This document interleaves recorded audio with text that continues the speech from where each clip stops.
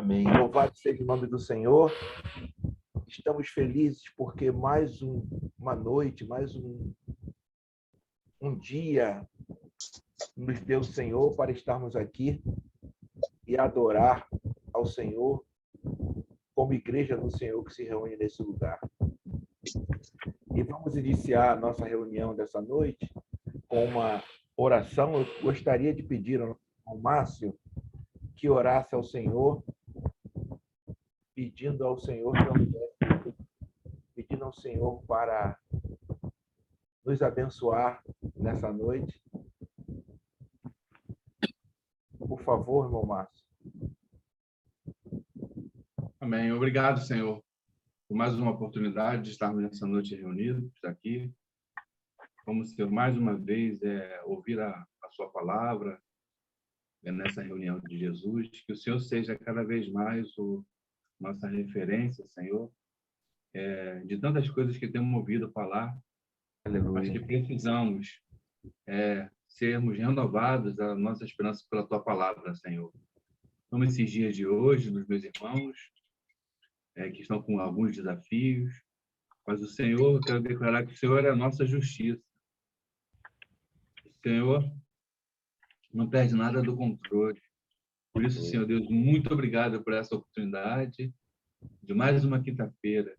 E que esse texto, Senhor, que vamos falar, nós possamos entender o verdadeiro motivo do Senhor ter se reunido, do Senhor ter buscado, encontrado e de fazer cada dia mais festa daqueles que estão perdidos, Senhor.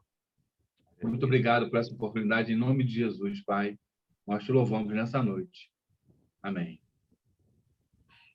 Amém, amados irmãos. Hoje estamos na etapa 3 do nosso grupo de Jesus, e tópico 13. O tópico 13, que o tema é Deus busca os perdidos.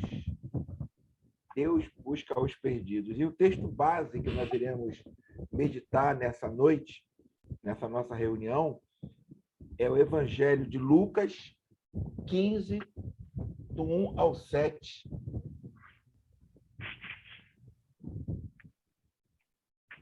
E diz assim a palavra do Senhor: Entretanto, todos os publicanos e pecadores se aproximavam de Jesus para ouvi-lo. Os fariseus e os mestres da lei murmuravam: Este acolhe os pecadores e come com eles. Então Jesus lhes disse esta parábola: Quem de vós, se tiver 100 ovelhas e perder uma, não deixa as 99 no deserto e vai em busca da extraviada até encontrá-la? E quando a encontra, cheio de alegria, a põe nos ombros, vai para casa, reúne os amigos e vizinhos e lhes diz: Alegrai-vos comigo, porque encontrei a ovelha que se perdera. Pois vos asseguro que também no céu haverá mais alegria por um pecador que se converte do que por 99 justos que não precisam converter-se. Amém? Eu gostaria de passar para o nosso querido professor. Amém. Boa noite, meus irmãos. A graça e a paz do Senhor Jesus. É uma alegria estar aqui com vocês novamente, em mais uma jornada, em mais um passo no nosso grupo de Jesus. Bem, nosso irmão Isaías, nós estamos no passo de número 13 de 40. Então, é uma caminhada devagar, é uma caminhada com paradas, mas é uma caminhada que nos conduz a um bom caminho, a crescer na graça e no conhecimento do Senhor Jesus. O texto de hoje, que foi lido pelo irmão Isaías, é um dos textos mais conhecidos acerca do Evangelho. Ele está lá no capítulo 15 de Lucas, que é considerado o maior capítulo da Bíblia, né? O capítulo que tem as maiores expressões de amor, de misericórdia e de graça. O texto de hoje ele é graça pura. Né? O irmão leu o texto lá, o título diz que Deus busca os perdidos. Isso você pode resumir em uma palavra só. Isso é graça. Deus buscar aquele que se perde, aquele que está perdido. Porque aquele que está perdido, ele não tem nenhuma possibilidade de encontro. Como quem está perdido vai encontrar o caminho? Quem está perdido não sabe onde está. Quem está perdido não sabe retornar. Quem está perdido não tem nem consciência de que está perdido. E aí Deus, ele vai ao encontro do perdido. Isso parece algo muito simples para nós, né? Parece algo muito banal, algo que qualquer pessoa sabe, até quem não é cristão conhece a passagem, fala da alegria de encontrar a ovelha, essa tratada em contos, em teatro, em filmes, tem sempre essa imagem em pintura, na arte, né? É uma imagem das mais bonitas. Nós temos aí livros sobre isso, pinturas clássicas, artísticas, sobre o pastor que vai atrás da ovelha perdida. Eu achei muito interessante a oração que o irmão Márcio fez, porque ele cita uma palavra que ela é a palavra-chave nesse capítulo 15. Essas 3 parábolas do capítulo 15 de Lucas são parábolas que falam de alegria. Então, esse capítulo 15 é um capítulo que ele resume qual que é a alegria na perspectiva divina, não na perspectiva humana. Pode ser humana desde que a gente encarne em nós a mente de Deus, né, o pensamento do Senhor, o coração de Deus. Então, Lucas 15 é a alegria divina. E aí, no caso do nosso texto em questão, é a alegria daquele pastor que ele encontra a ovelha perdida. O capítulo 15, como nós citamos na aula passada, ele começa de uma forma muito interessante, porque ele coloca, o irmão Isaías leu, né, aqueles que se aproximam de Jesus para ouvi-lo. E aí, lembrando os irmãos que no capítulo 14, no final, Jesus ele faz aquele para que tem ouvido, para ouvir, que ouça esse chamado. E quem está acima dele são aquelas pessoas que, para a sociedade da época, eram as pessoas mais desprezadas.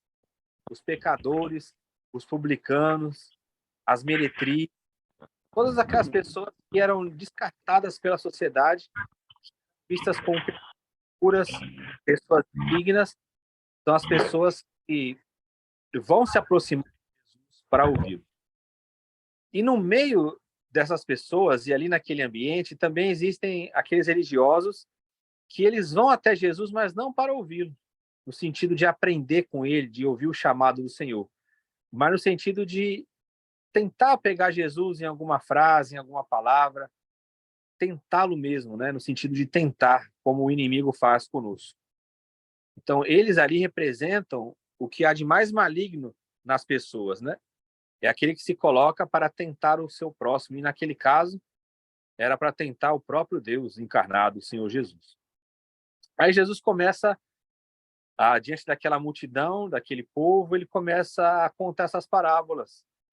E na boca dos adversários de Jesus está uma declaração muito bonita, né, que fala que ele se torna amigo dos pecadores, que ele acolhe, que ele recebe pecadores.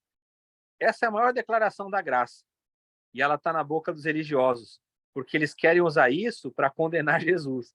Mas ele veio exatamente para buscar, para salvar aquele que se havia perdido. É uma declaração de um Deus amoroso, de um Deus gracioso, de um Deus que ele só exerce misericórdia, de um Deus que nos dá a paz, que nos dá alegria, um Deus que se importa conosco.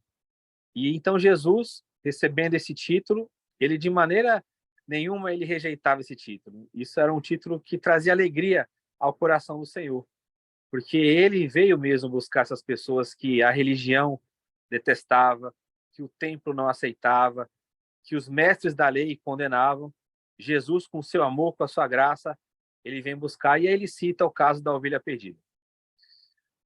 A história é conhecida, né? Ele deixa as 99, que elas não estão perdidas, e ele vai buscar a ovelha perdida.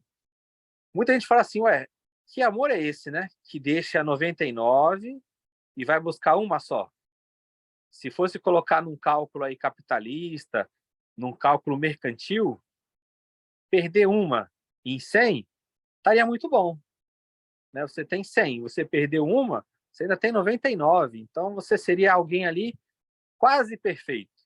Você seria alguém muito aprovado, porque você perdeu uma só, e aí uma só, quem vai atrás de uma? Você já tem 99. Então, é uma coisa ilógica, num primeiro momento. Por que você vai deixar 99 se ali você vai se arriscar por causa de uma? É melhor você se arriscar pelas 99, porque o prejuízo é muito grande. Se você ir atrás de uma e perder 99, você vai ter um prejuízo enorme. Mas por que Jesus ele não enxerga dessa forma? Por que ele deixa as 99 ali e ele vai atrás da ovelha perdida? Porque essas 99 elas não estão perdidas. E quando você tem um pasto e que não é ali junto de ovelhas que estão em conjunto, que estão juntas, é muito difícil essas ovelhas se perderem. Porque mesmo que o pastor não esteja ali, elas sabem discernir a voz do pastor. Então, quando elas estão ali em bando, é muito difícil alguma ovelha se perder. E aí a gente faz essa reflexão. Por que essa ovelha se perdeu? A gente geralmente vai no texto já conhecendo a história, né? O bom pastor, ele vai lá e vai buscar a ovelha perdida. Mas a pergunta que tem que ficar para nós é a seguinte: como que essa ovelha conseguiu se perder? Se ela é pastoreada por um bom pastor, se ela tem um cuidado diário, como que essa ovelha se perdeu? Será que foi negligência do pastor? Ou essa ovelha ela não quis acompanhar ali o rebanho de perto? Esse pastor é um pastor cuidadoso. Como a gente vê na história, ele deixa 99 e vai atrás da ovelha perdida. Então, o que isso fala para nós hoje, né? O que essa parábola ela conta? A gente, claro, se alegra com o texto. O texto fala de uma alegria no céu por uma ovelha que se arrepende, por uma ovelha que é achada, por um pecador que chega diante do Senhor e ele reconhece que ele é um pecador e agora ele se volta para Deus. Mas será que a gente pode ser considerado nesse ambiente uma ovelha perdida que precisa ser achada pelo Senhor? Porque muito de nós fala assim, não, eu não sou uma ovelha perdida, porque eu estou ali no meio do povo. Mas será que a gente não está sendo uma ovelha perdida mesmo perto das pessoas, mesmo perto daqueles que se chamam cristãos? Por que eu estou colocando essa reflexão para os irmãos? Porque nós vivemos hoje tempos e que nós temos dificuldade de discernir a voz do Senhor. Hoje nós temos muitas vozes clamando, muitas vozes falando, muitos caminhos sendo anunciados. Então, nas nossas experiências, no nosso dia a dia, a gente vê que muitas pessoas que se consideram como ovelhas de Cristo, elas ainda não conhecem a voz de Cristo. Elas infelizmente, elas seguem a voz dos estranhos. Elas seguem qualquer tipo de caminho, qualquer tipo de ensino. E é muito bom quando a gente tem essa convicção de que nós somos ovelha do Senhor e que nós conhecemos a voz do Senhor. Essa voz que é mansa, que é suave, que é tranquila, ela nos alcança de uma maneira irrefutável, irresistível. Nós não conseguimos mais nos perder, porque a gente está com o nosso coração voltado para o Senhor. Quando a gente está na condição de perdido, é quando essa voz do Senhor ela já não alcança mais o nosso coração. E veja, o pastor, ele não chama a ovelha, porque ela não consegue ouvir. Ele tem que ir atrás da ovelha. E olha que interessante, o texto ele começa dizendo que quem tem ouvidos para ouvir, ouça. E ali os pecadores, eles vão ouvir Jesus. Então, aqui na parábola, há um contraste. porque na realidade é um jogo muito bonito que Jesus faz. Porque para ele, a ovelha perdida não são os pecadores em si. A ovelha perdida é aquele pecador que ele acha que ele não é pecador. Porque o pecador simples ali, aquele pecador que tem convicção de que ele é um pecador, ele atende de bom grado o Senhor. O texto fala que eles se aproximam para ouvir o Senhor. Mas aqueles pecadores que não se julgam pecadores, eles são aqueles que têm o ouvido tapado. E um pecador desse, quando ele se arrepende, ele causa muita alegria. Porque você imagina, qual que é o esforço do pastor de conduzir essa ovelha de volta? Sabe por que ela se perdeu?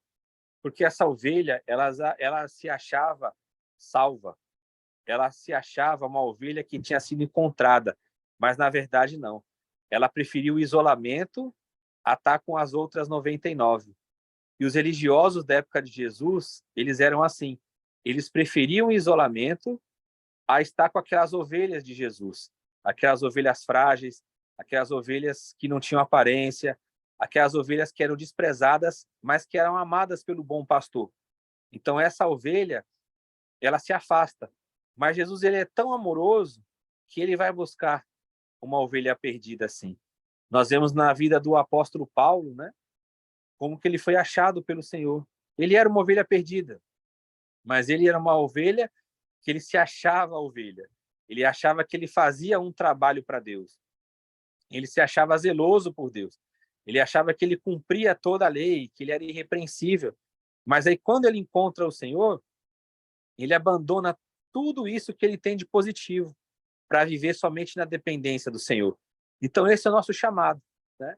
Esse texto a gente lê e fica muito feliz em saber que o Senhor, ele busca os piores pecadores, que ele busca os publicanos, as meretrizes, os desprezados, os leprosos, mas nós devemos ficar muito felizes também porque ele nos busca e ele todos os dias ele nos convoca com esse amor glorioso que ele tem, para que nós não sejamos mais ovelhas perdidas, para que a gente não se julgue superior aos outros, para que a gente não seja os fiscais do paraíso, para que a gente não declare quem é que vai ser salvo e quem não será, mas que a gente se alegre em saber que o pastor ele faz esse trabalho. Então a nossa confiança não é na nossa força, a nossa confiança é saber que nós temos um pastor que ele faz de tudo para nos alcançar, que ele deixa 99 ovelhas para ir atrás de nós e curar as nossas feridas e nos trazer de volta. Então, a nossa alegria aqui nessa noite é poder estar junto de ovelhas que ouviram a voz do Senhor, ovelhas que estavam perdidas, ovelhas às vezes que estavam totalmente desorientadas nos seus caminhos, mas que um dia ouviram a voz do bom pastor. E aí esse bom pastor, ele carrega essa ovelha, ele leva essa ovelha com ele, e ele coloca essa ovelha junto de outras ovelhas, né? Que é a nossa função aqui. A nossa alegria aqui é buscar outras ovelhas para o Senhor, porque a gente não se perde mais. Quem está na mão do Senhor não se perde. Então, por isso que a gente não tem medo, né? Sendo 99, a gente não vai ter medo mais de se perder, porque a gente sabe que o Senhor está buscando outras ovelhas, e na nossa comunhão, um vai alimentando o outro com o Senhor. Então, esse texto, ele é um texto muito bonito, ele é um texto muito profundo, ele é um texto que enche o nosso coração de alegria, porque ele foi escrito para isso, né? É uma alegria que chega no nosso coração e também chega no céu. Amém? Vou passar para o irmão Isaías. Irmão Wilton, esse texto, ele é constrangedor, nos deixa... É um amor que... A palavra que eu vou usar é constrangedor, nos deixa envergonhados, e é um amor, como nós sempre dizemos, inexplicável, né? E é de uma profundidade inenarrável, assim. Pessoas que estão perdidas, ovelhas perdidas, dentro da casa do Pai, não é? Nós aprendemos quinta-feira passada a respeito do irmão do filho pródigo, não é isso? Do irmão do filho pródigo. Nós não temos notícia se ele foi encontrado, né? Se o pai conseguiu demovê-lo e fazer ele entender que ele era possuidor de tudo, que se ele antes pedisse uma festa ao pai, ou pedisse um pouco de dinheiro, o pai daria para ele. Isso é tudo teu, é nosso. Eu sou dono de tudo. Mas ele nunca teve essa intimidade, essa sinceridade com o pai de falar, pai, pode fazer uma festa para mim?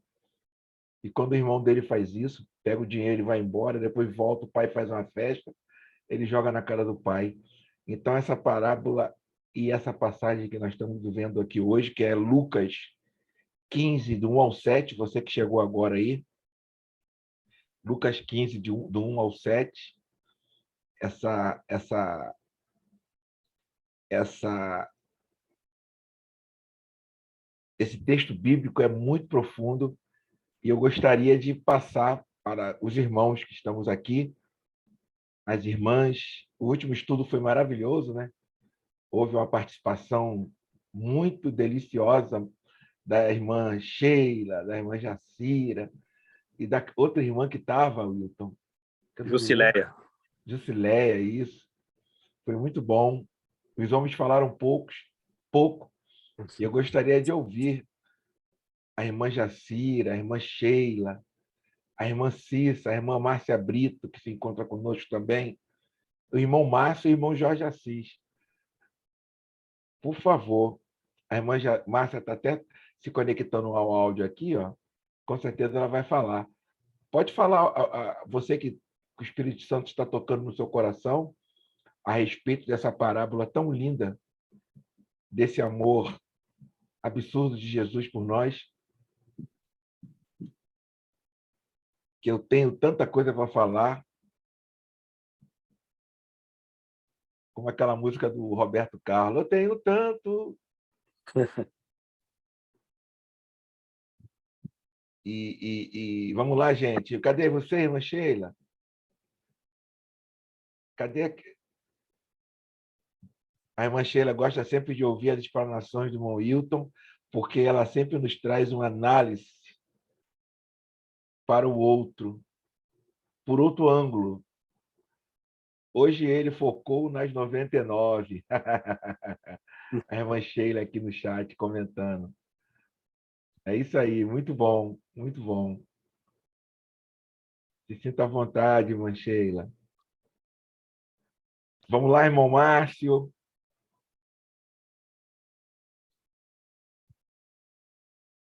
Muito interessante, muito interessante. Se os irmãos fizeram... a irmã Sheila conclui aqui que ele focou nas 99 e não na que fugiu, né?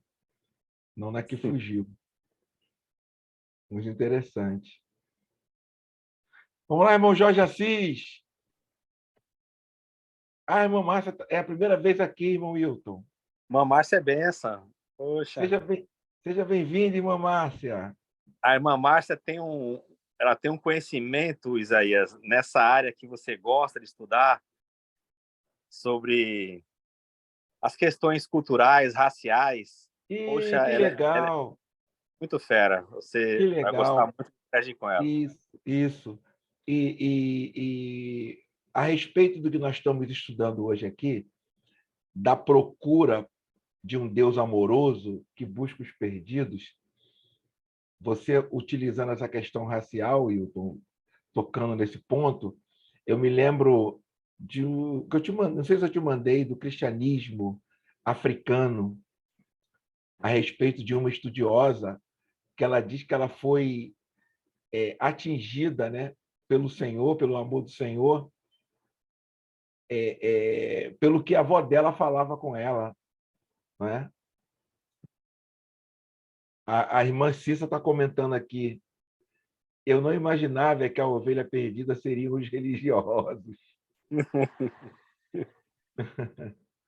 Irmã Cissa. Porque os religiosos estão sempre presos a dogmas humanos, a leis humanas.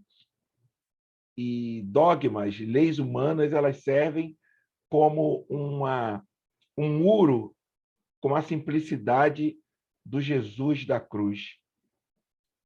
Os dogmas, as obrigações, o que, se não fizer, está disciplinado, se não fizer o que o regulamento da igreja, da congregação determina, você está alijada do sistema, você está leprosa. É um evangelho totalmente contrário ao que Jesus pregou. Eu costumo dizer que, e por isso eu sou não compreendido, onde eu congrego, que Jesus ele veio, Jesus ele é inclusivo, né, irmão? Sim. Jesus ele é inclusivo. E isso assusta, às vezes, muita gente, porque eles associam isso à questão política que nós estamos vivendo, não é? Da inclusão. Então, eles acham que, sabe, vai virar uma bagunça. Mas no texto bíblico nós observamos que Jesus foi inclusivo com a mulher samaritana, ele foi inclusivo com aquela mulher que ia ser apedrejada, não é isso? Jesus ele inclui. É muito complicado você usar esses termos, né? Que assusta muitas pessoas. Mas, por favor, gente, vamos falar aí, senão eu vou ficar falando o tempo todo. Vamos lá, irmão Márcio.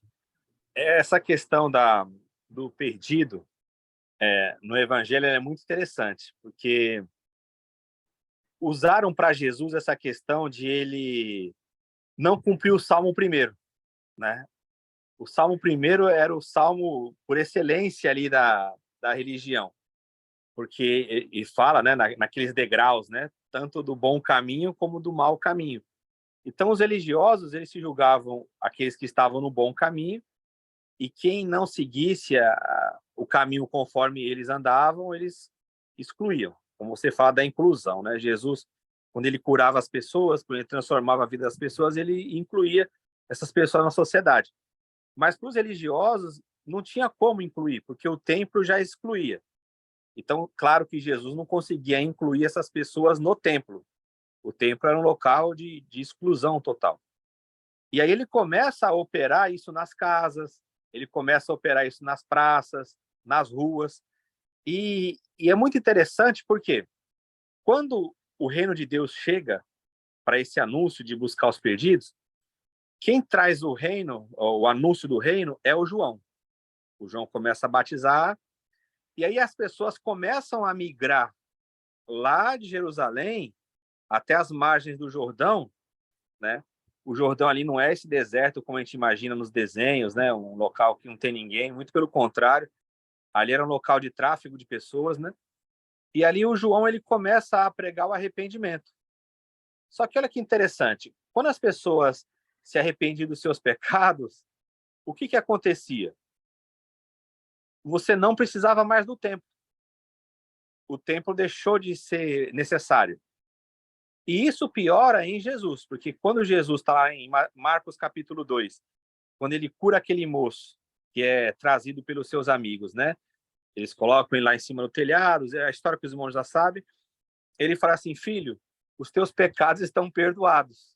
Você imagina, Jesus ele não era um oficial do templo, ele não era um sacerdote, ele era sacerdote segundo a ordem de Melquisedeque, mas não era da ordem levítica, né? Que eles olhavam. Então, os religiosos começam a questionar, mas quem ele é para perdoar pecado? Só Deus perdoa pecado. Aí você fala assim, mas Deus perdoa pecado é só eu pedir para Deus. Não, Deus perdoa pecado ali no templo, né? Quando você falava de Deus, era templo. Deus igual a templo para aquele pessoal. Lá era a casa de Deus, então, para ser perdoado, tinha que ir no templo. Aí aparece um moço, pobre, sem instrução rabínica, simples, que fala que o pecado das pessoas estão perdoados. Aí começa toda aquela transformação. E o interessante nessa questão do caminho é porque o próprio João, lá em Mateus 11, ele vai ter aquela dúvida com relação a Jesus, né? Ele manda perguntar tal. Exatamente. Mas por que isso? a conexão que os textos fazem é uma conexão muito interessante. Porque quando Jesus ele é batizado pelo João, o que isso significa? Que ele está debaixo do jugo de João, que ele aceita o jugo de João, né? O João, num primeiro momento, é porque a tradução ela não é muito clara para nós, mas o João fala assim: sou eu que devo ser batizado por você e você vem até mim?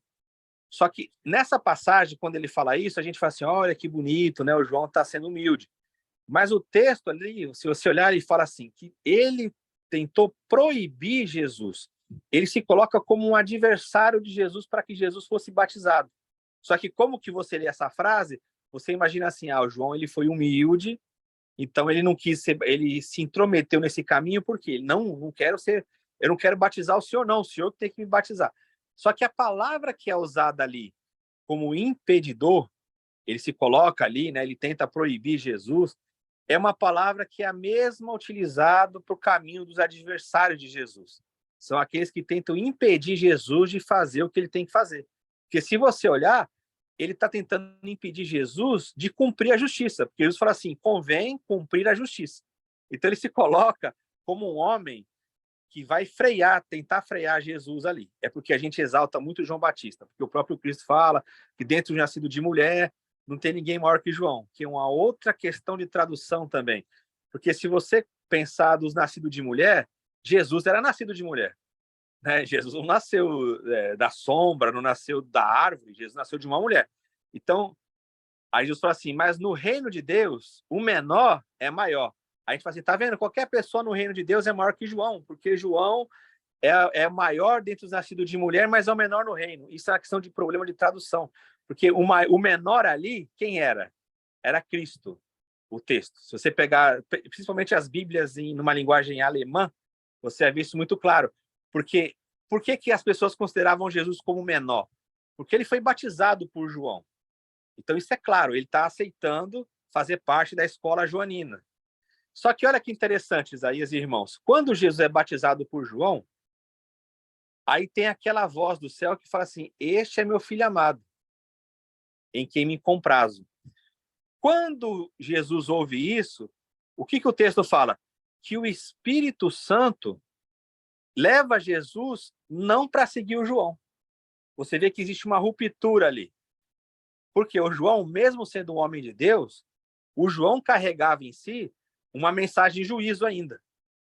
Ele traz uma mensagem que o machado está posto à rede das árvores e que o fogo vai descer e que o juízo vai chegar.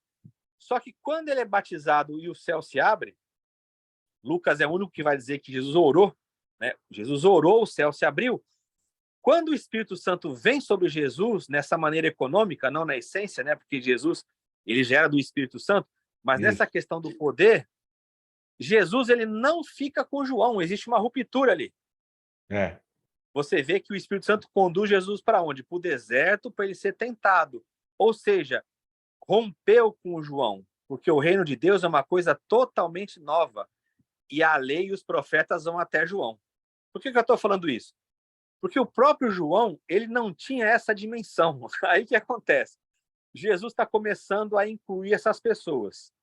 Ele vai lá e começa a pregar, e começa a estar na sinagoga, e começa a dizer que o Espírito Santo é sobre ele e tal. O João está na prisão, o que o João aguarda? A soltura. Porque ele fala assim, eu sou o anunciador dele, eu sou o profeta dele, eu estou preparando o caminho, ele vai assumir o reino e eu estou aqui preso. Então eu estou aguardando esse homem chegar e me libertar. Então ele fala para os discípulos, vão lá e pergunta se é ele mesmo ou devemos aguardar outro. Aí as pessoas sempre usam isso, está vendo? Mas será que João não está fazendo isso de forma didática? Não, é porque João está preso, ele está aguardando a libertação. Só que ele não entendeu uma coisa muito séria. O ministério dele acabou já. Ele já mostrou que Jesus era o Cordeiro de Deus, né? Que de fato ele era o sacerdote de Deus ali, naquele momento, porque o templo está contaminado e ele faz o papel do sumo sacerdote, concorda? Porque ele fala assim, eis aí o Cordeiro de Deus. Quem que é que apresenta o Cordeiro? É o sumo sacerdote. Só que os dois sumos sacerdotes estão lá na religião, no templo, Anás e Caifás. Mas o de Deus está lá no deserto. E quando ele aponta o Cordeiro, ele cumpre o ministério de sumo sacerdote dele, não oficial, mas divino. o oficial está no templo, mas está contaminado. Quando ele faz isso, e ele é um profeta, o tempo dele acabou. E ele, como profeta de Deus, ele tem que receber uma coisa, que é o quê? A morte. Ele, como profeta, tem que morrer. Só que isso não está fixado na mente dele. Aí, quando ele manda lá os dois, e os dois voltam com a notícia, qual é a notícia que eles recebem de Jesus para passar por João? De novo, é Isaías 61. Ele fala assim, vão lá e anunciam para João o que vocês estão vendo e ouvindo. E aí ele cita essa questão desse cumprimento, dessa inclusão que você está falando. Exatamente. Então, veja, essa forma de Jesus, ela é uma forma totalmente ignorada por todo mundo. Por todo mundo. Se você parar para olhar, Isaías, você hoje, eu e você, se a gente estivesse naquele tempo lá, certamente você e eu, a gente tacaria a pedra em Jesus e diria que ele era um homem liberal, que ele era um homem que está fora da presença de Deus, porque ele está rompendo com uma tradição muito grande. E essa mesma tradição, hoje, ela também tem no nosso coração. Por quê? A gente acha que o contato com pessoas pecadoras é mais forte do que a santidade de Deus na nossa vida. Porque a santidade que é pregada é uma santidade de isolamento. Mas a santidade de Jesus é de transformação através da misericórdia. Exatamente, exatamente. E a atitude de João, ele quis ser tão religioso e cometendo um grande erro. Né? Ele estava querendo, que é isso? Tu está maluco? Não é? E é o que acontece hoje. Na questão do Salmo 1 que você falou, é impressionante. Na questão do Salmo 1. Eu já fui questionado por pessoas dizendo que eu estava sentando na roda dos escarnecedores, usava o Salmo 1 para mim. Aí eu falava, gente, escarnecedor é quem escarnece. Eu estou ali entre meus amigos e eu estou falando de Cristo para eles. Eles estão tomando a cerveja deles ali, mas eu não estou tomando a cerveja deles, eu estou bebendo a minha água e eles estão falando das problemáticas que eles vivem. A igreja tem que estar ali, mas isso é um tabu enorme. A irmã Sheila, ela tem uma palavra interessante, Wilton, mas antes eu queria te contar, numa dessas rodas de samba que nós fazemos, foi ali em Oswaldo Cruz. O Márcio já foi, inclusive, não sei se ele estava nessa última, no Dia Nacional do Samba. Nós fizemos uma roda de samba, aí chegou um rapaz com a camisa do São Jorge e com a cerveja na mão e com banjo. O rapaz chegou, aí ele ficou olhando assim, tocando música cristã, ele, em ritmo de estilo samba, ele ficou assim parado. Aí eu peguei uma cadeira, ele foi e sentou. E olha que lá tem 10 rodas de samba, na Portela da Mangueira, do Cacique de Ramos, todo lugar tem roda de samba espalhada por Oswaldo Cruz, para Oswaldo Cruz todo. Aí ele sentou na nossa roda, que é sambista de Cristo, ele sentou ali, aí ele estava com a cerveja, a nossa mesa com água, refrigerante, ele sentou, aí ele meio constrangido assim, aí eu peguei, eu falei, Jesus, agora que eu vou me apedrejar. Aí eu peguei um copo, peguei a cerveja dele, botei no copo na frente dele, ele sentou. Falei, amigo, fique à vontade, toma a sua cervejinha. Aí ele ficou assim, tá, valeu, valeu. Aí daqui a pouco, tira o banjo aí, depois tirou o banjo, ele já não foi para a roda onde ele ia. Ele começou a tocar, aí o Espírito Santo fez o que sempre faz. O Espírito Santo trabalhou. No final, ele se quebrantou, falou, gente, eu moro em Campo Grande, são 1h da manhã, eu estou aqui ainda. Mas eu estou com Jesus, ele falou. Jesus pegou ele. Está entendendo? Sim. Ele não era um escarnecedor. Escarnecedor é quem zomba, não é isso? Quem joga pedra. E essa questão da igreja ficar presa no templo, dentro daquelas 4 paredes ali, é um absurdo. E a irmã Sheila tem algo para nos perguntar a respeito. Se você pudesse ler, por gentileza, se você quiser que eu leia. Ela botou aqui no chat, né? O que você acha do movimento que muitas denominações fazem quando chega uma ovelha nova que eles julgam perdida e para incluí-la ou ela não escapar, a convidam para participar de grupo tal, ir em todos os cultos, não pode faltar, ir em eventos esta igreja, festa da casa dos irmãos, participar do grupo de louvor, etc, etc. Jesus era amoroso, mas será que esse movimento é amor também? É aquela questão, né? A irmã Cissa até colocou ali a questão de julgo. Uma grande força que é feita por não confiarmos no Espírito Santo, a verdade é essa, nós não acreditarmos de fato na ação do Espírito Santo, é que a gente faz com que as pessoas elas sejam adeptas do movimento religioso ao qual a gente pertence. O sistema. Isso. Você chega e você vai fazer com que aquela pessoa fique ali numa agremiação. Então, você imagina, o evangelho ele escandaliza demais. Você imagina aquele homem lá de Gadara, que ele foi liberto e ele quis andar com Jesus. Aí Jesus fala assim, não anda comigo não. Você vai lá para a sua família e anuncia as grandes coisas que o Senhor fez na sua vida. Qual que é o discipulado que esse homem teve de Jesus? Que lição que ele ia falar? Ele ia chegar e falar assim, tá vendo, vocês me conheciam. Claro que ia causar um alvoroço. Só que ele ia falar assim, ele ia falar, tem um homem lá, não sei nem se ele sabia que o nome dele era Jesus. Porque Jesus não falou assim, vai lá e fala o que eu fiz na sua vida. Não. Vai lá e fala as grandes coisas que o Senhor fez. Né? Aí, como que esse homem ia pregar para eles lá? A vida dele ia falar, ele era endemoniado, ele estava lá fora, ele era um que era excluído, morava no cemitério, tal. O que esse homem ia fazer dali para frente, me fala? Será que a gente hoje confia nisso?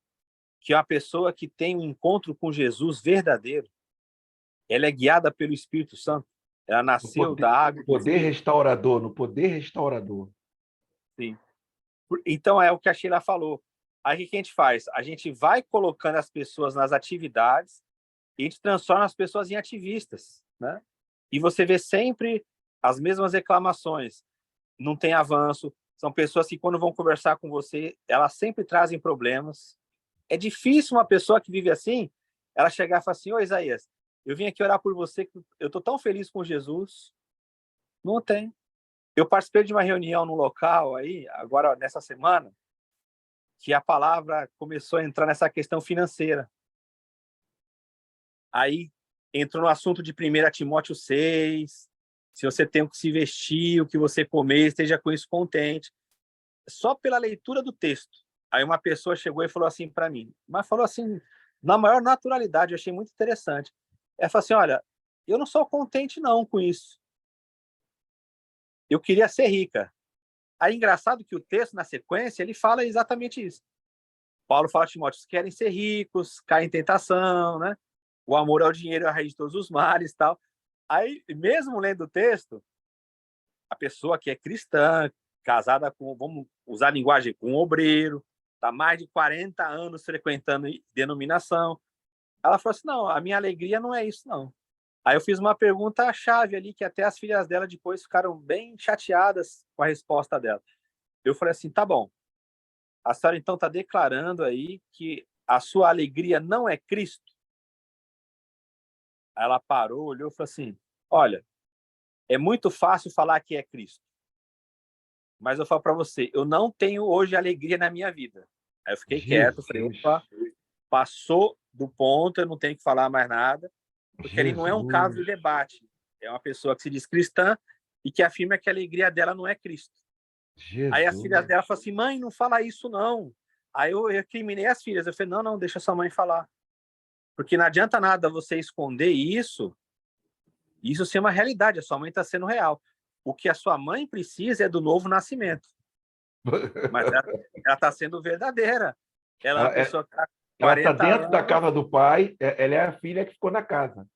E está lá, e ela está declarando, ela está falando assim, eu não tenho alegria. A minha alegria, eu queria ser rica, eu queria viajar, eu queria ficar nos melhores hotéis, eu nunca tive isso na minha vida. Então, eu queria uma festa, como ele, o filho que ficou falou. Exatamente. Eu queria uma festa, estou contigo aqui, tu nunca fez uma festa para mim.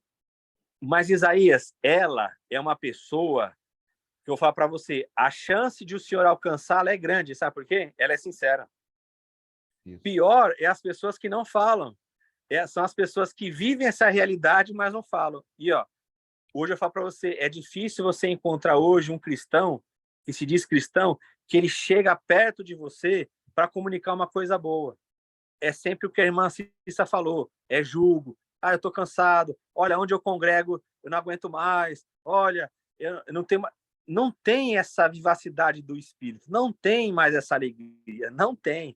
Então, por isso que esses textos do Pagola, eles são bem provocativos, porque é como a Sheila e a irmã Cissa colocaram aí. Você tem que analisar a história e falar assim, onde que eu estou inserido nessa história aí? Ah, eu sou uma ovelha das 99? Ah, eu já fui alcançado por Jesus? Mas eu ouço a voz dele, eu posso dizer que nada nesse mundo aqui tira a minha paz em Cristo, que a minha vida está folgada nele, que está sossegada nele. Por isso que eu acho que o Pagola ele é muito provocativo nesses textos. Quando ele fala de prostitutas, ele tem uma experiência muito bonita com os grupos de Jesus. Eu já vi uma entrevista dele que ele fala que ele tinha um grupo de Jesus com prostitutas. Não sei se eu já comentei aqui com os irmãos. E ele fez, igual a gente faz aqui, ele fazia com prostitutas. Aí ele fala que ele teve grandes experiências com elas. Porque ele chega lá, né? Ele é um padre, muito conhecido mundialmente, mas elas não sabem quem ele é. Elas sabem que ele é um padre, mas não sabem a envergadura espiritual, né, que esse homem é, como ele é conhecido no mundo. Ele é referência até para o Papa Francisco. Aí eles que ele reúne as prostitutas lá e elas começam a contar as experiências, porque é um povo legal de conversar. Eu não sei se vocês já tiveram conversas com prostitutas. Elas vão falando as coisas, elas não estão preocupadas muito e se você... Não filtra, exatamente. Então, sai do coração. Aí ele fala que ele sentava lá e aí uma prostituta chegava para ele e falava assim, padre, eu vou falar uma coisa para o senhor. Deus sabe que eu não gosto desse trabalho. Ele sabe que eu deito lá com os homens porque eu só tenho eu e meu filho no mundo. E aí, quando eu termino lá a relação que eu tenho e o homem me paga, Jesus está comigo naquela cama. Olha só o que a mulher vai falando para ele. E aí eu viro para Jesus e falo assim, Jesus, o senhor sabe que eu não gosto de estar aqui, mas esse é o emprego que eu tenho. Então, o senhor está aqui comigo. E um dia eu sei que o senhor vai me dar uma outra condição de vida. Aí diz que ele ficou ouvindo. Aí diz que chega outra e fala assim para ele, padre, eu sou prostituta, mas eu gosto muito de Jesus. Porque Jesus ele gostava das prostitutas quando eu leio os evangelhos. Rapaz. Aí você imagina Jesus chegar para aqueles homens lá e ter essa dimensão e alcançar essas mulheres e transformar a vida delas. E os religiosos não entrarem, né? Porque assim, as prostitutas e os publicanos, eles vão entrar na frente de vocês no reino, porque João veio e eles ouviram João. Olha só, quem são aqueles que ouvem? As prostitutas ouviram o João. Aí Jesus considera isso como sendo uma entrada para o reino. Né? E os fariseus e os religiosos, eles não ouvem. Eles não ouvem o João, eles não ouvem Jesus. A gente acha que João era bem aceito, que as pessoas tinham medo. Não, se você olhar esse texto de Mateus 11, o que Jesus fala lá? Ele fala assim, ó, veio João que não comia e não bebia, e o que o povo dizia? Ele tem demônio.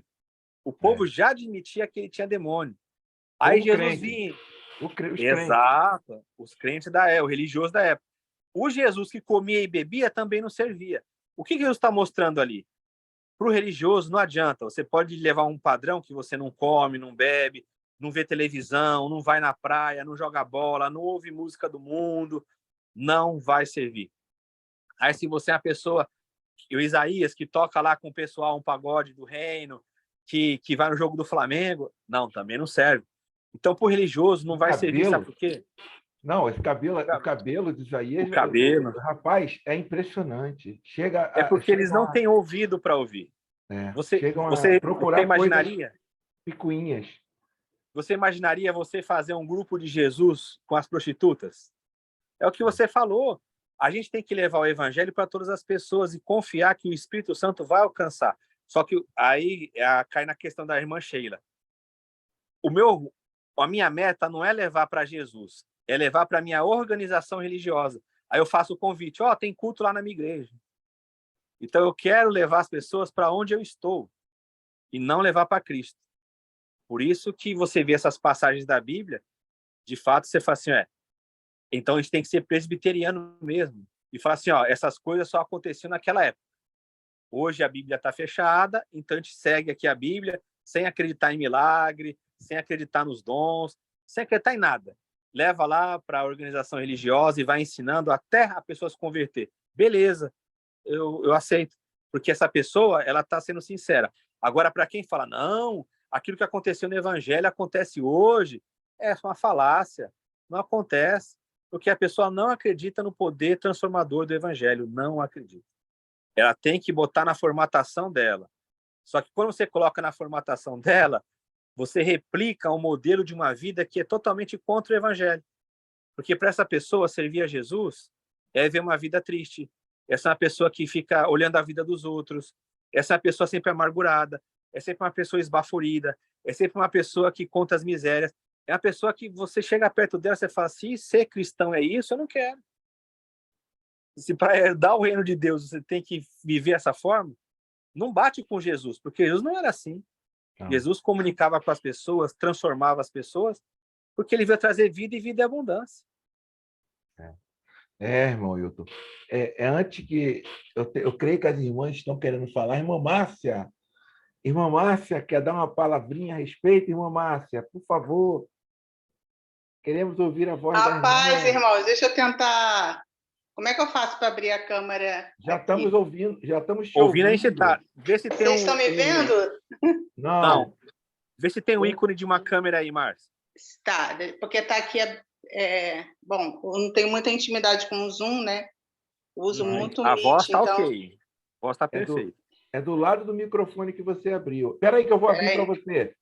Espera aí. Se eu consigo abrir aqui para você. Tá, porque eu não tenho muita intimidade com o Meet, então... aliás, tenho intimidade com o Meet. Deixa eu ver se consigo... Aonde, gente? Espera aí. Iniciar meu vídeo? É isso? Tá. Abriu. Tudo bom? Amém. Olha, tô com roupa de casa, aquela roupa de mendigo, né? Tomando meu chazinho aqui, a paz. Pela primeira vez aqui, né? Saudando os irmãos com a paz do Senhor. Amém. E dizer que eu estou feliz, né, por estar aqui com vocês, né, pela primeira vez. Bom, eu não sei exatamente qual era o tema do estudo, do debate, então entrei porque Marcelo mandou o link para mim. Eu nem tinha o Zoom instalado, mas dizer que eu estou feliz, né? O Wilton sabe que eu sou muito curiosa, gosto muito de participar. Posso me apresentar, então, Wilton? Com certeza, com certeza. E, assim, eu gosto muito de trabalhar a temática. Eu sou professora do Estado, né? Então, sou professora do ensino religioso, então, assim, acaba a gente tendo que andar por todos os caminhos. Eu tenho uma pesquisa, né, na área sobre o racismo, né? E aí eu trabalho... E, assim, eu trabalho o casamento interracial, né? Pesquisa do casamento interracial. E aí eu estou querendo estender essa pesquisa aí, se Deus quiser, se eu me permitir, né, para o mestrado, pensando um pouco no racismo, na verdade, o casamento interracial nas igrejas, né? Essa dificuldade que a gente tem ainda de entender isso.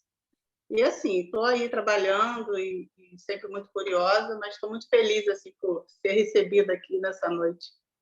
Tá? Amém, Deus abençoe amém. os irmãos. Prometo que da próxima semana eu vou tentar acompanhar aí a pauta, né, da reunião do estudo, mas hoje eu estou meio que só de espectadora mesmo. Amém, mamãe. Márcia é professora, Professora, né? O assunto que ela... Na igreja também, ela leciona. O assunto que ela escolheu nessa área racial é um assunto muito complicado. Muito. A questão de casamento interracial e, principalmente, na questão religiosa. Não sei se a irmã já leu o livro chamado A Religião Mais Negra do Brasil. Já, pastor Marco Davi. Pastor Marcos, meu amigo. Pastor Marcos, eu trabalhei no Centro de Estudos Afroasiáticos, né? Na UCAM. Ixi, peraí, saiu aqui. no Instituto Asiático, e a gente recebia muitos pesquisadores lá. Agora, Entendi. é por questão institucional, né? Não estou mais lá, mas o pastor Marco Davi tem essa pesquisa mesmo. E assim, o meu foco muito é entender um pouco, porque assim, a questão do racismo a gente já sabe que no Brasil é estrutural, mas como é que ele vai se diluindo e como que ainda o casamento interracial ainda é uma situação ainda muito forte, né, no nosso meio. E aí a gente quer entender isso, como é que funciona isso dentro da igreja. Existe uma fala muito, digamos, vou usar um termo aí bem popular, né? A gente passa o pano, né, nessa questão, a gente acha que é muito tranquilo, mas não é. E, assim, o Hilton sabe, a gente foi membro da mesma igreja, né? E assim, a minha pesquisa começou lá quando eu, lecionando na classe feminina, a gente começou a ouvir muitos relatos de mulheres que, aliás, de algumas mulheres, aí eu comecei a achar o tema bem, bem comum, e eu fui entender como é que ainda as famílias, mesmo nas igrejas pentecostais ou neopentecostais, que já tem uma pegada bem mais popular, ainda são capazes de escolher os parceiros, né? E impedi-los, muitas das vezes, de viver um grande amor, de viver um casamento ainda baseado na cor da pele. O racismo, e é assim... o racismo na igreja é algo muito real e muito verdadeiro e forte. O racismo na igreja, em todos os sentidos. Sim, Todos os a gente vive o racismo em toda a sociedade brasileira. Exatamente. Porém, a minha grande questão é, se a gente pensa em incluir, né, o pecador, a gente vai cometer um outro pecado, que é justamente diferenciar, separar, rotular, né, pela cor da pele. Então, é muito interessante, e eu tenho relato, o Hilton sabe, a gente tem uma amiga em comum, que é a Soninha, e a Soninha é negra, retinta, e ia casar com o Edmar, que é negro também, um pouco mais claro, e a família, sim, a família dele não queria que ele casasse com ela, todo mundo negro, porque a ideia era branquear a família. Então, assim, a ideia ainda do branqueamento está muito forte ainda. Então, a gente tem um discurso ainda na igreja que Cristo vai salvar a alma. A eugenia de 1900 voltando nos tempos ainda. de hoje. A eugenia. Sim, sim. E o casamento, ele deixa, como instituição ainda, né? Ele deixa de ser ainda uma escolha da pessoa, passando a ser ainda uma escolha da família. Porque a família, a família ainda precisa concordar com esse casamento, porque a pessoa muitas vezes não quer comprar uma briga, não quer comprar uma digamos assim, o barulho, né? E assim, eu pretendo assim estender isso, porque a gente se depara com questões sociais, mas a gente também se depara com questões espirituais. Porque a partir do momento que você se sente não só excluído por escolhas, por exemplo, a gente estava brincando aqui, né? Eu, de vez em quando, me catuca lá ele é São Paulino, eu sou flamenguista, né? Essa semana ele conseguiu me zoar um pouquinho. Mas são pessoas que têm suas vidas frustradas, muitas das vezes, por não conseguirem dar continuidade a algo que é uma questão de escolha. E é isso, se Deus quiser, eu pretendo conseguir estender isso aí. E, assim, estou sempre disponível. Os irmãos quiserem, a gente tem o trabalho. Nós vamos ver se a gente consegue marcar um momento para bater um papo. Eu, a irmã, minha esposa também gosta muito. Vai ser muito... Estou sempre disponível. Vai ser muito interessante trocar. Fala, Wilton. Nesse ambiente que a Márcia falou, lá tinha um senhor que ele foi convidar um amigo meu para ir lá. A Márcia conhece esse amigo. É o pastor Celso. Ele é negro, né? Celso, sim. O Celso. Gente finíssima. Aí, essa pessoa de lá chegou para mim e falou assim, o Celso é gente boa, né? Ele é um preto de alma branca. Alma branca. Sim, são expressões, né? São expressões racistas que a gente tem no nosso cotidiano Meu Deus. E, assim, eu trabalho com os meus alunos, né? Em todas as disciplinas que eu leciono, eu sempre procuro incluir o racismo. Hoje mesmo eu estava no planejamento lá da escola, falando que é um assunto que a gente tem que trabalhar todos os dias, não tem como. Porque a gente continua ainda muito arraigado. Esse racismo ele é estrutural, mas ele não pode continuar sendo difundido. A gente tem que fechar as brechas, a gente precisa Nós ter muita temos, irmã, seriedade. nós temos Muita ainda. seriedade. Eu tenho muita coisa para conversar com a irmã ainda. Tem muitas questões Eu, raciais ainda na eu questão acho da que igreja. eu acho que eu Não, interrompi o estudo dos irmãos, né? não. A questão racial na igreja ela é muito profunda. Existe a questão do estilo musical, Sim, porque esse assunto é um assunto muito rico e sim. O Wilton ele sempre sugeriu para mim falar sobre essa questão aqui, não é, Wilton? Sempre. Talvez futuramente nós podemos fazer um estudo. Eu convido o pastor Marco Davi, Sim. convido o Hoje, pastor, convido o pastor João Antônio, Marco Antônio, que é da Assembleia de Madureira, ele é doutor uhum, nessa questão da história, dá aula na Universidade Federal, e é um uhum. homem autor de livros, etc. É muito interessante esse assunto. Amém. Irmã Márcia, muito obrigado mesmo Obrigada a vocês aí pela por sua contribuição. me darem essa canjinha aí, Não, muito obrigado. participação. Estamos sempre disponíveis. Mas vamos participar sempre aqui, porque Amém. nós concluindo essa aresta que nós abrimos nesse contexto de racismo, racismo é pecado. Temos que dizer que o racismo é pecado. A Bíblia Deike, que o meu livro está Sim. mostrando ali, é um exemplo disso, né? A Bíblia Deike, que é amada, que é reverenciada por muitos, ela proclama o racismo na questão. Afinal de contas, o Cã foi amaldiçoado e foi para a África, né? Isso. Homens proeminentes cristãos vociferam esses textos de Cã ser amaldiçoado, do filho de Noé, né, ser amaldiçoado, etc. Então, tem vários textos que eles usam, que a igreja usava. O sinal de Caim. O sinal de Caim, que a igreja usava. Depois eu vou passar para o Wilton, e se a irmã quiser meu número, eu vou passar para a irmã todo prazer. um estudioso brasileiro que dá aula nos Estados Unidos. Ele fez um trabalho sobre as igrejas batistas, no período que elas vieram para cá, dos inícios dos seminários. É assustador,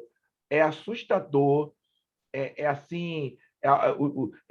Eu até fico medido a quem eu vou passar essa entrevista, da Universidade Unidas, Faculdade Unidas do Espírito Santo. É assustador a irmã observar o que os batistas fizeram, criando a Ku Klux Klan nos Estados Unidos, né? Aquela questão toda que nós reconhecemos. É muita coisa, irmã. E ele, com dados, com livros, com documentos, ele prova. Até hoje, a americana, a Igreja Batista, a Igreja Batista lá na Americana, em São Paulo, eles fazem marchas com a bandeira dos confederados, para manter ideia, da Guerra da Secessão. Então, eles ainda adoram. Isso é muita coisa. Isso é pecado. Isso é pecado. Exato. E eu, na minha igreja, com esse cabelinho aqui, a irmã, pastor, por que, pastor, esse cabelo, pastor? Na minha igreja, mas amém. Então, irmão, eu queria agora aproveitar para falar com os amados irmãos a respeito da oferta, da nossa oferta para o irmão Wilton. Não podemos esquecer que nós abençoamos a vida do nosso querido pastor, professor Wilton. Eu queria dizer aqui para você que não tem a conta do irmão Wilton, para voluntariamente abençoar a vida do seu servo, que abriu mão de outras fontes de rendas mais seguras, que ele tinha aquela certeza, e hoje ele é manutenido, ele é mantido pelo Cristo que nós servimos, esse Cristo que nós estamos falando dele aqui hoje. O Pix do irmão Wilton é 28 52 53 39 850. Repetindo, o Pix do irmão Wilton, 28 57 53 39 850. Que os irmãos, é o CPF dele, Wilton Schine. Irmãos podem abençoar a vida do nosso professor, porque você estará contribuindo com o reino de Deus. Contribuindo com o reino de Deus. Então, irmão Wilton, para nós finalizarmos, porque o horário... Ih, rapaz, 10h19. Para nós finalizarmos, eu vejo, a irmã Márcia e amados irmãos, e a irmã Márcia saiu sem querer. Acho que ela caiu. Caiu, Para nós finalizarmos, irmão Wilton, a respeito desse Jesus acolhedor, esse Jesus que um dia, por esses que não admitiam ele dizer que os teus pecados estão perdoados, para aquele homem que foi levado ali naquela casa por aqueles 4 homens amorosos, Sim. Isso escandalizou eles, mas um dia esses fariseus escribas, esses homens que eram os conhecedores da palavra da época, da Bíblia da época, esses homens ofenderam Jesus chamando ele de endemoniado e samaritano. Isso. Nós poderíamos dizer hoje que o samaritano seria os perdidos, que os samaritanos seriam hoje o negro retinto, seria o asiático, seria o nordestino, seria a prostituta, seria o morador em situação de rua, seria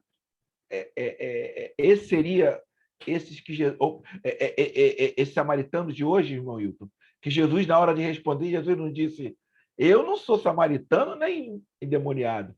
Jesus só falou: eu não sou endemoniado. O que o irmão Hilton tem a dizer para nós concluirmos? Exato, Isaías, sem dúvida. Os samaritanos, eles representavam para aquelas pessoas tudo que era de ruim, né?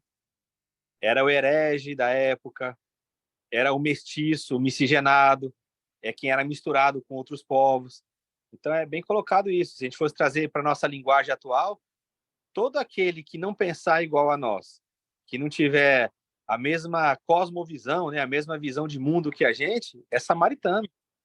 Merece nosso desprezo, merece que a gente chame de herege, que a gente chame de raça inferior, que a gente chame de ignorante, de piadas que eram feitas, né?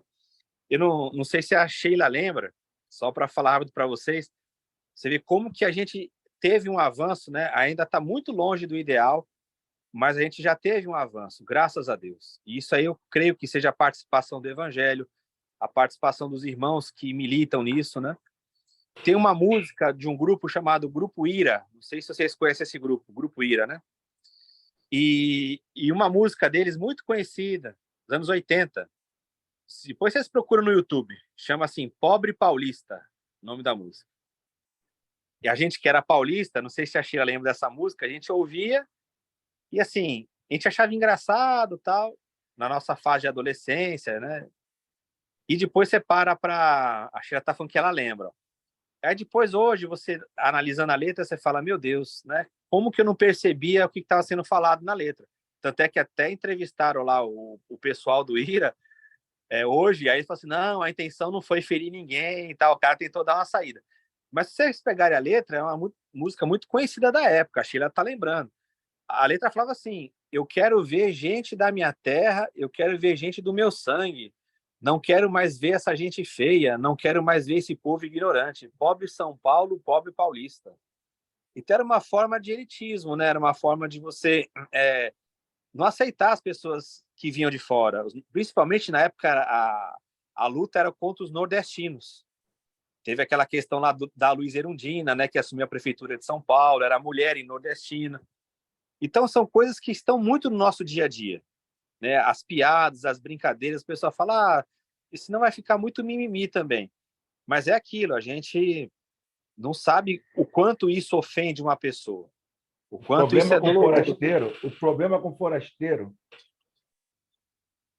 Jesus Sim, fala tanto, né? Ele foi um forasteiro, Jesus. exato. Ele e a família dele. Foram sim. Então, isso assim, são esses grupos aí estão hoje. A gente avançou. Hoje essas coisas aparecem muito, por quê? Porque antigamente não se falava, né? Eu tenho caso na minha família que era isso. Você tinha que levar uma namorada lá na casa, a pessoa já olhava assim, se ela fosse morena, a pessoa já falava, você vai escurecer a família. Era complicado isso. Graças a Deus que hoje isso não tá. E no meu caso, a minha mãe também dizia: Isaías, não namora essa menina não, que ela é branca, você vai estragar a família da garota. Minha mãe falava: você vai estragar a família da garota. Jesus. A minha mãe falava para mim. Mas, benção, Wilton, adorei hoje. Fiquei constrangido. Eu leio, é engraçado isso. É o poder regenerador da palavra, que não é um poder, é uma chama que está sempre acesa, nos queimando, nos purificando. Quantas vezes eu leio esse texto e ele vai sempre nos constrangendo. É impressionante. É algo espiritual que você não entende. Então, hoje eu adorei. E gostaria de... Não sei se o irmão Jorge Assis está podendo orar, irmão Jorge Assis. Tem aquela questão, irmão Isaías. Pois não. Por gentileza, antes da oração do irmão Jorge, a irmã Jacira, ela sempre cita aqueles textos de oração que tem no estudo. Não, isso. Eu não sei se ela está aí hoje. Tá. Com o microfone aberto, tá, né? Por ela favor, tá irmã Jacira. Estou preparada já, estou esperando. Amém, aí depois entra outra pessoa, depois entra outra pessoa. Eu escolhi uma que está de acordo, mas está muito de acordo com o tema. Por favor. Está demais. Então, vamos lá. Amado e querido Espírito Santo de Deus, que esta oração suba com aroma doce, suave e agradável, soberano Deus. Vem, Jesus, procura-me, procura a ovelha perdida. Vem, pastor, deixa as 99 e procura a que se perdeu de ti. Procura-me, encontra-me, acolhe-me, carrega-me. Pode encontrar aquele que procuras, tomá-los nos braços e carregá-los. Vem e leva-me a seguir para as tuas pegadas. Vem tu mesmo, haverá libertação na terra e alegria no céu. Amém? É de Ambrósio. Um negro, um dos pais da igreja, negro, Ambrósio. Amém, gente. Que lindo, irmã Jacira. Com a sua voz, então, fica mais linda, fica tenra, fica suave. Obrigada. O senhor é que é, como é que se diz? Carinhoso e é gentil. Obrigada. Amém. Gente, então está terminado. Quinta-feira. Pode fazer a outra oração, se quiser. Pode? Pode, né? claro. Mas não vamos fazer, não. Vamos ficar nessa oração linda. Oração que nos remete à necessidade de sermos como uma ovelha perdida, né? Carregados no colo por esse Jesus maravilhoso. Aleluia. Louvado seja o nome do Senhor. E que foi muito incompreendido exatamente porque ele se dedicou totalmente aos perdidos, aos pecadores, aos publicanos. E a alegria dele era quando, através de uma conversa, né? Isso, Ele isso, conseguia, o Espírito Santo tocava na pessoa e a pessoa se isso, convertia. E ele isso, era recriminado exatamente por isso. Então, cada exatamente. vez que eu estudo mais, ainda mais neste grupo, mais chateada e contrariada eu fico com os fariseus e também com os mestres da lei, porque eles não entendiam e também eles jamais entenderiam Jesus. É Não verdade, tinha condições de entender Jesus.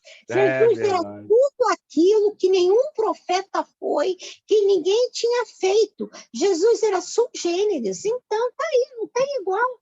Era por isso que ele era, toda a vida, ele era, em qualquer momento, onde ele passava, estava sendo sempre, sempre, sempre criticado, que eles procuravam criticar Jesus em tudo, em tudo, em tudo, em tudo, em tudo, em tudo, e não via, não enxergava beleza. Aí é uma beleza, uma coisa tão linda, tão maravilhosa, e eles não conseguiam enxergar nada. É. E hoje seria a É mesma verdade. coisa. Hoje seria a mesma Mas coisa. Muito não obrigado, conseguiam. irmã Jacira.